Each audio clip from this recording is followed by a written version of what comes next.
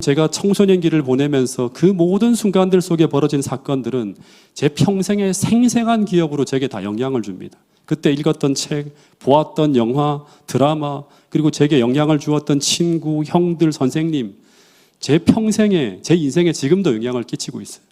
예. 여러분, 그래서 제가 한번 생각해 봤어요. 이 다니엘에게 가장 큰 영향을 준 인물을 좀 꼽으라고 한다면 누가 이 다니엘에게, 이 다니엘이라고 하는 이 시대를 변화시킨 그런 사람이 되게 만든 그 기초가 됐던 인물, 영향을 줬던 절대적인 인물이 누구일까요? 첫 번째는 누구일까요? 예, 요시야라고 할 수도 있겠죠. 예. 그런데 제가 볼 때는 요시야의 개혁운동과 예레미야의 기별을 함께 보고 들으면서 다니엘에게 가르쳤던 누구라고 할 수 있을까요? 부모님이라고 할 수 있겠죠. 절대적입니다.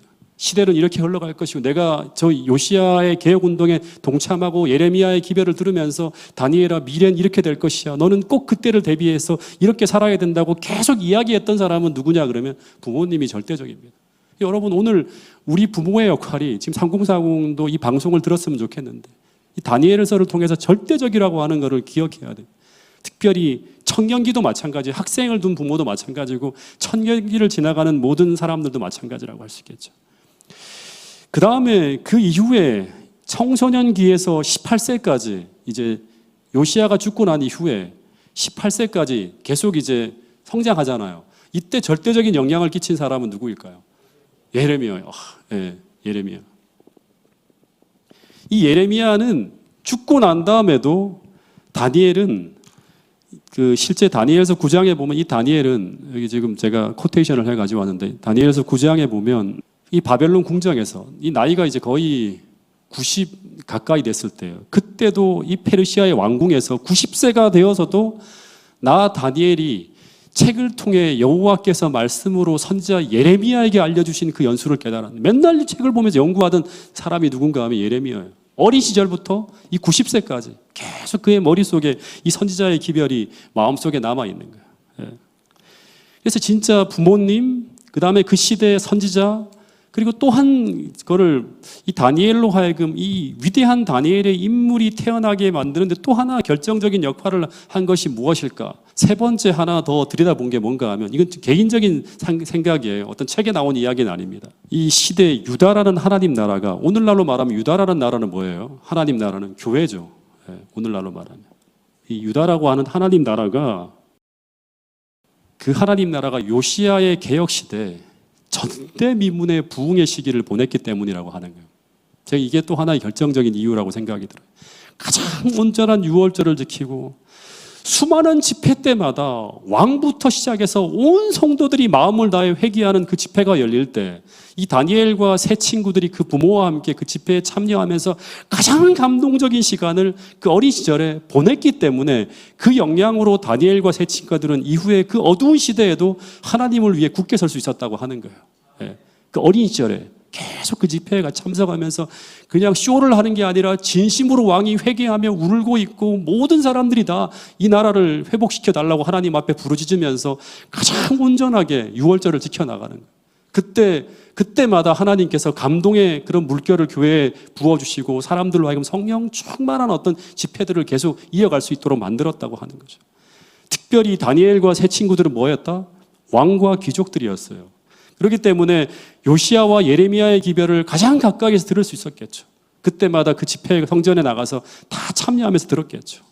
이런 모든 것들이 이 다니엘로 하여금 위대한 다니엘이 되게 만들었다고 하는 거예요. 그 엄혹한 시대, 가장 어두운 시대, 그들로 하여금 등불과 같이 하나님은 살아계시다고 하는 것을 증언할 수 있는 사람으로 만들어줬다고 하는 거예요. 여러분, 우연이라고 하는 건 없습니다. 이후 유다의 역사는 어떻게 흘러갔을까요? 14세 이후에부터 유다의 역사가 어떻게 흘러갔는가 하면, 이 요시야가 죽은 후에 요시야의 세 아들 중에서 세 아들이 전부 다 왕이 됩니다. 여호아스, 그 다음에 엘리야김이라고 하는 여호야김, 시드기야, 다 왕이 됩니다. 근데 이들이 전부 다 어떤 사람들인가 하면 다 악한 왕으로 끝이 나요. 근데 이 요시야의 세 아들 중에서 첫 번째로 왕이 되는 인물은 누구인가 하면 첫째 아들인 이 여호야김이 아니라 엘리야김이 아니라 이스라엘 백성들은 이 엘리야김은 너무나 악하기 때문에 둘째 아들인 여호아하스를 왕으로 세웠는데 근데 이집트의 바로 느고가 이 여호아하스를 재위 3개월 만에 제거합니다. 폐위시키고 이집트로 끌고 가는데 거기서 죽어요. 이 왕은. 그리고 난 다음에 그의 형인 엘리야김을 왕으로 세우는데 이 이름을 엘리야김에서 뭐로 고치게 하는가 하면 여호야김으로 고치게 합니다. 내 권위로 이름까지 바꾼다고 하는 거예요. 이게 무슨 말인가 하면 이제부터는 이 유다는 누구의 속국이다? 이집트의 속국으로 삼고 그리고 금과 은을 조공으로 엄청나게 요구를 해요. 예. 그러면서 유다 백성들이 큰 고통을 받게 됐는데 이때 유다 백성들이 이제 느끼기 시작했겠죠. 이 나라가 뭐에서부터 멀어지고 있다? 하나님의 돌보심에서 점점 멀어지고 있구나. 그래서 외세에 의해서 크게 흔들리는 일이 벌어지기 시작하고 있다고 하는 걸 느끼기 시작합니다. 그런 가운데 동시에 여호야김 통치 시기에 이런 잔혹한 일이 벌어졌다고 하는데 이 말씀을 같이 한번 읽어보겠습니다. 열왕기하 24장 4절 말씀이에요. 시작. 또 그가 무지한 자의 피를 흘려 그의 피가 예루살렘에 가득하게 하였음이라. 여호와께서 사하시기를 즐겨하지 아니하시니라. 그러니까 그는 이 여호야김이에요. 이 무죄한 피를 흘렸다고 하는 말은 뭔가 하면 이건 딱 하나 이렇게 생각하면 돼요. 요시야 시대에 요시야와 함께 동역했던 모든 신앙적 인재들이 그 왕과에서 같이 왕을 도와서 보필했던 모든 신앙적 인재들이 그 무죄한 의로운 사람들이 다 죽어나가는 일이 벌어졌다고 하는 거예요. 그의 피가 예루살렘에 가득 채웠다고 하는 건 다 죽었다고 하는 거예요. 전부 다. 예. 이 나라에 뭐만 남는다? 간신들만 남는 거예요. 신앙도 없고 아무것도 없는 그런 사람들로 다 나라가 채워지고 있었다고 하는 거예요. 그리고 이 여호야김은 또 어떤 짓을 하는가 하면 이 예레미야의 기별을 거부하고 예레미야가 받은 두루마리 서책을 빼앗아서 불에 태우는 그런 암흑 정치를 감행했던 사람이 누군가 하면 여호야김이었어요. 근데 이 다니엘은 이 모든 과정을 지켜보면서 청소년기를 보냈다고 하는 거예요. 그때 어떤 생각을 했을까요? 이런 생각을 했을 것 같아요. 이 예레미야 선지자가 전하던 그 어린 시절에 받았던 그 기별이 이제 어떻게 성취될지를 두렵게 바라보고 있겠죠. 이제 멸망할 거구나. 나라가 분명히 멸망하게 된다고 예언했는데 그게 다가오고 있다. 다니엘뿐 아니라 그 시대에 하늘과 교통하던 모든 사람들은 이사야 시대 때부터 계속 일관되게 전해져 온 그 예언이 이제 미래에 어떤 어두운 역사를 통해서 성취되어질 것이라고 하는 것을 생각하면서 미래를 대비하고 있었을 것이라고 하는 거예요. 그냥 막 살아가는 게 아니라. 예. 그러다가 드디어 다니엘의 나이 18세 때 여호야김이 재위한 지 3년에 다니엘서 1장 1절에 보면 이런 일이 벌어졌다고 합니다. 자, 이제 다니엘서로 들어갑니다. 1장 1절 같이 읽어보겠습니다. 시작. 유다 왕 여호야김이 다스린 지 3년이 되는 해에 바벨론 왕 느부갓네살이 예루살렘에 이르러 성을 에워쌌더니. 유다 왕 여호야김이 다스린 지 3년이라고 하는 요때 여기를 딱 체크하시면서 그 위에다가 기원전 605년이라 쓰세요. 앞으로 예언은 정확하게 역사를 통해서 이렇게 설명해 줘야 돼요. 이게 그냥 하나의 신화가 아니라 역사책이라고 하는 걸 알려줘야 돼요. 기원전 605년이라고 하는 거예요. 근데 이때 어떤 일이 벌어졌는가 하면 이 기원전 605년을 재림교회는 정말 중요한 시기로 봅니다. 예. 이 605년은 이제 바벨론이 온 세상을 호령하는 시대. 다니엘서 2장에 말로 하면 금머리 시대가 시작되어지는 굉장히 중요한 해로 봅니다. 그리고 그 위에다가 칼케미스 전투라고 또 하나 써놓으세요. 그 위에다가 이렇게. 성경에서의 표현으로는 갈그미스 전투라고 써놓으세요. 이 갈그미스 전투가 벌어진 해예요. 예. 이 원래 이 신바벨로니아는 그 원래 아수르의 봉신국이었어요. 원래는 그러니까 아수르가 세계를 지배하고 있었고 신바벨로니아는 그 밑에서 조공을 바치는 봉신국이었어요. 근데 이 나라가 기원전 626년에 이 느부갓네살의 아버지가 누구인가 하면 나보포라살이에요. 이것도 다 암기하셔야 돼요. 예. 나보포라살이라고 하는 왕인데 이 나보포라살 왕 때 아수르에 대항해서 독립을 선언합니다. 626년, 기원전 626년에. 그런 다음에 힘이 막 급상승해서 길러지면서 612년에, 기원전 612년에 당시 아수르의 수도였던 니누에를 함락시켜 버립니다. 여기 보면 이제 니누에라고 하는 그 도시가 보이죠. 이게 옛날에 아수르 제국의 수도였는데 이 수도가 612년에 함락되어집니다. 그러면서 이 바벨론이 드디어 고대 근동의 패자처럼 등장을 해요.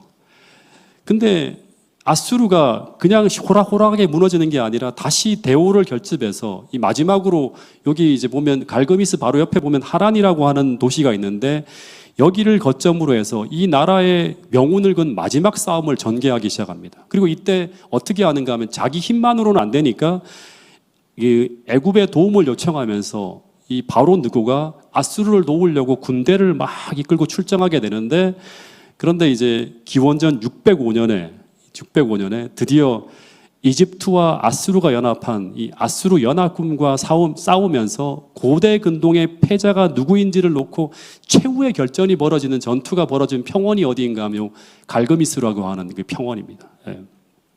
당시에 이제 이 나보포라살이라고 하는 이 느부갓네살의 아버지는 이 병석에 누워 있었기 때문에 이 아들이 느부갓네살이 전쟁에 참여하게 되는데 이 갈그미스 전투에서 어떤 결과가 펼쳐지는가 하면 아수르와 이집트 연합군이 패해서 아수르는 이제 완전히 역사 속에서 사라지는 멸망을 당합니다.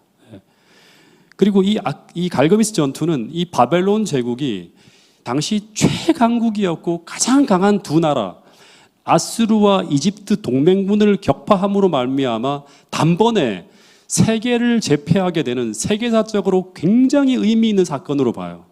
이것이 역사책에도 그렇게 기록되어졌고 재림교회에도 이때 이 갈그미스 전투를 시작으로 다니엘서 2장에서 바벨론이 드디어 무슨 시대를 간다? 금머리 시대. 누가 통치하는? 이 아버지가 죽어요. 이때 605년에 드디어 느부갓네살이 금과 동일시되는 금머리와 동일시되어지는 그 시대가 시작되어지는 역사가 언제다? 기원전 605년. 유대력으로 하면 유대 역사 속에서는 여호야김 3년 갈그미스 전투라고 하는 거예요. 이 갈그미스 전투를 통해서 고대 근동의 가장 패자가 아수르에서 누구로 넘어간다? 신바벨로니아로 넘어가는 그 시기로 본다고 하는 것입니다. 어쨌든 이 바로 느고는 이제 여기서 패하고 난 다음에 어디로 내려가는가 하면 바로 밑에 하맛이라고 하는 곳으로 이제 후퇴해서 대오를 정비하려고 하는데 바로 이제 느부갓네살이 추격해서 가서 거의 이제 이집트 군대가 전멸하게 됩니다. 그리고 난 다음에 막 허겁지겁 이집트로 막 도망가는데 그때 이 느부갓네살이 이 바로 느고를 추격하면서 아무런 저항도 받지 않고 계속 남진합니다. 그러면서 두로, 밑에 보면 두로가 보이죠. 두로, 시돈 등 당시 이집트의 지배를 받고 있었던 모든 정권을 전부 다 친바벨론 정권으로 교체하는 일을 합니다. 툭툭 치면서 포위만 하면 항복해서 앞으로 왕을 바꾸고 교체하고 전부 다 이제 우리한테 조공을 바치라고 하면서 전부 다 이렇게 이제 다 친바벨론 정권으로 교체하는 일을 합니다. 그러는 가운데 다니엘서 1장 1절에 보면 여호야김 3년에 기원전 605년에 이 바벨론의 군대가 예루살렘에 이르렀다고 하는 포위했다고 하는 기사가 나오는 거예요. 그게 이제 605년에 벌어진 일이에요. 그리고 이 성을 포위하자마자 이 유다왕 여호야김은 어떻게 합니까? 저항도 하지 않고 바로 항복을 하고 느부갓네살의 요구를 다 들어주게 됩니다. 그 첫 번째 요구가 뭔가 하면 이집트와 동맹을 파기하고 이 바벨론을 봉신국으로 바벨론을 주군으로 섬기면서 조공을 바치며 머리를 숙이라고 하는 게 첫 번째 조건이고 또 하나가 뭔가 하면 성소에 있는 모든 성전 기명을 이제 다 탈취합니다. 그러면서 전부 다 어디로 끌고 가지고 가는가 하면 신할 땅 자기 신의 묘로 옮기는 것이라고 하는데 이 신할 땅에 있는 자기 신의 묘는 어딘가 하면 나중에 다니엘서 2장을 공부하면서 공부할 테지만 복합신전, 바벨론에는 복합신전이 있어요. 전쟁에서 이기기만 하면 모든 곳에 있는 신들이란 신들은 다 끌고 와서 바벨론의 번영을 위해서 분양을 합니다. 이 에시길라 신전에다 갖다 두었다고 하는 거예요. 이 말은 무엇을 의미하는가 하면 여호와가 이제 바벨론의 마르둑 신에게 뭐 했다? 패했다고 하는 것을 상징적으로 보여주는 하나의 모습이에요. 그 세 번째는 또 어떻게 하는가 하면 이 유다 나라가 또다시 반란을 일으키지 못하도록 하기 위해서 그 나라의 귀족과 왕족 중에서 이 상류층의 사람들을 어떻게 한다? 볼모로 포로로 잡아갔다고 하는 거예요. 근데 거기에 누가 포함되어졌다? 다니엘과 세 친구가 포함되어져 있었다고 하는 거예요. 근데 우리가 한번 상상해 보면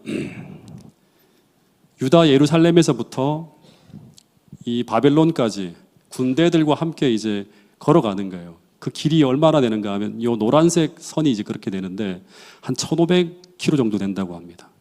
그걸 보행으로 행군을 하며 끌려가는데 보통 하루에 25km씩 행군을 한다고 하면 얼마나 걸릴까요? 1500km를 걸어가면 2달 정도 걸리는 거리라고 합니다. 근데 이 다니엘과 세 친구들이 그 먼 거리를 걸어가면서 어떤 생각을 했을까요? 옛날에 요셉이 아버지를 떠나서 이집트로 끌려갈 때 그때 그의 인생의 결정적인 전환점이 되었다고 했죠. 아마 이때 다니엘과 세 친구들도 이때 아마 어떤 결심을 하면서 끌려갔을 거라는 생각이 들어요.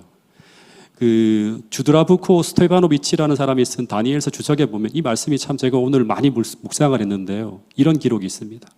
이 비극적인 사건은 다니엘과 세 친구들의 생애와 하나님께 대한 그들의 믿음에 아주 깊고 큰 영향을 끼쳤음에 틀림없었을 것이다 라는 그런 기록이 있습니다.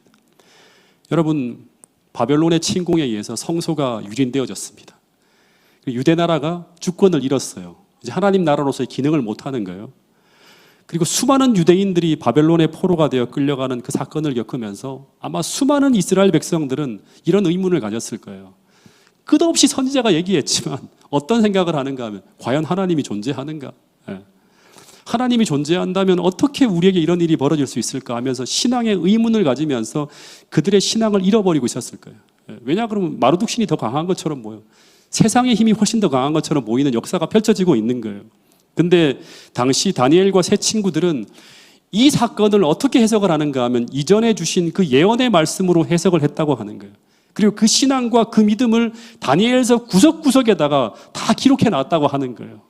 즉 그 나라가 침탈당하고 성소가 유린되어지고 그들이 무력하게 포로로 끌려가는 이 비극적인 사건이 일어난 이유는 바벨론이 강하고 유다가 약해서가 아니라 마르둑이 강하고 하나님이 힘이 없어서가 아니라 다니엘서 1장 2절에 보면 다니엘은 이 사건을 어떻게 해석했는가 하면 이렇게 기록해놨어요.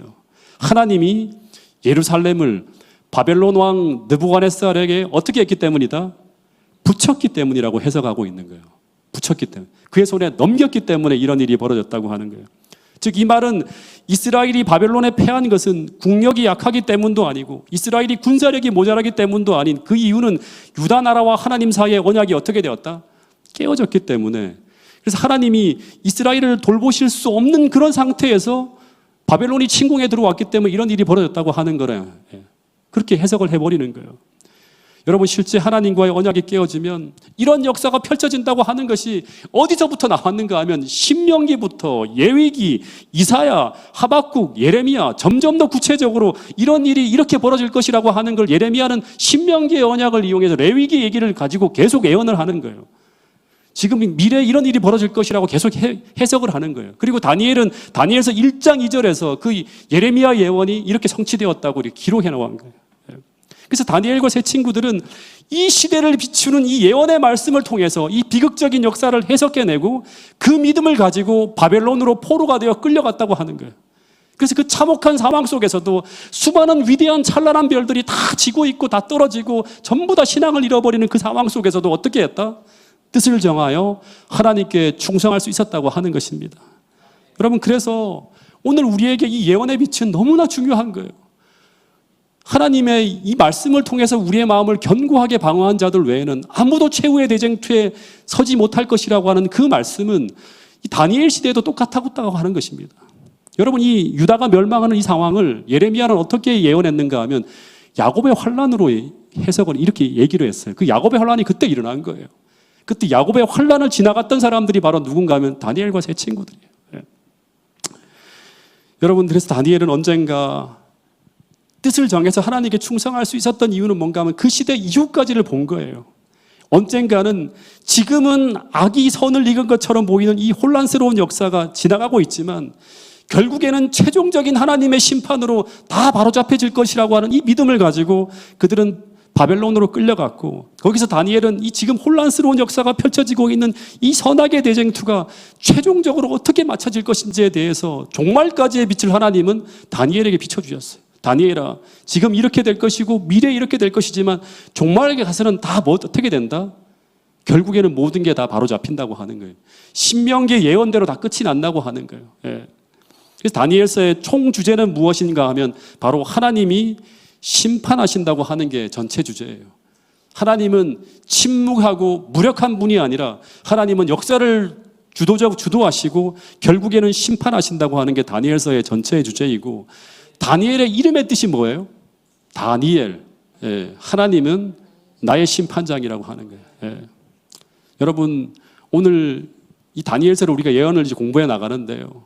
우리가 그냥 하나하나 역사적인 부분만 이렇게 알고 있는 것이 아니라 다니엘서를 통해서 다니엘이 어떻게 그 시대, 그 바벨론으로 포위되어져 있는 그 상황 속에서도 믿음을 지켜낼 수 있었는지에 대한 그 비밀을 함께 터득하고요. 이 마지막 시대를 지나가는 우리에게 예언의 빛이 얼마나 소중한지에 대한 것도 우리가 확신하게 되고요. 그리고 우리가 전해야 될 기별, 이 교회를 어떻게 세워져야 되는지 그 모든 것에 대한 빛을 다시금 새롭게 연구하면서 우리 신앙이 전적으로 새로운 경험을 할 수 있는 그런 부흥의 불길이 모든 성도들의 마음속에서 일어나게 되기를 간절히 바라겠습니다. 이제 다음 주부터 다니엘이 그 믿음을 가지고 바벨론의 포로가 되어 들어가서 어떻게 그 믿음을 지켰는지에 대한 이야기를 다음 주에 또 나눠보도록 하겠습니다. 말씀을 줄이도록 하겠습니다.